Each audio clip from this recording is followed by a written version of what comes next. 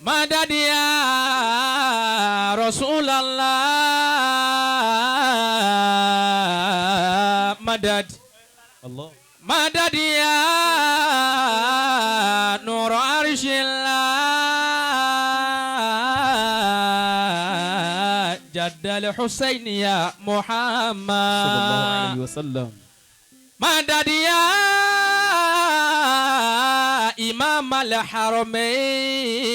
مدد يا نور عرش الله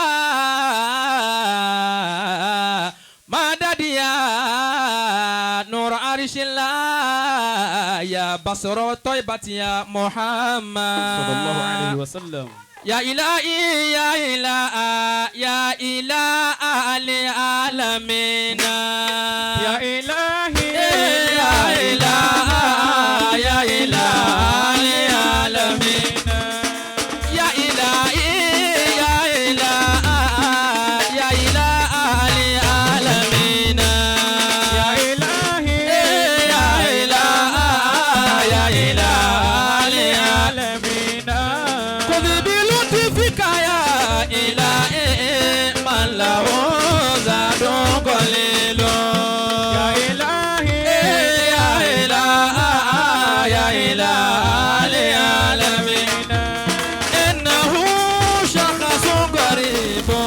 مذنب عبد ذليل يا إلهي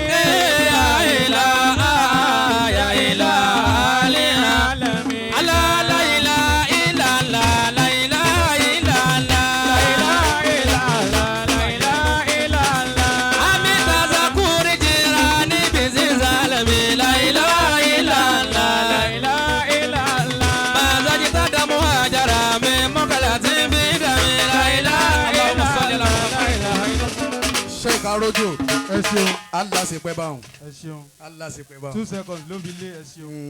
ẹ ṣeun Ọlọ́run ní jí ó bàjẹ́. àmín. آمين ẹ dákun nísìnyí à ń lọ sọ́dọ̀ Maulana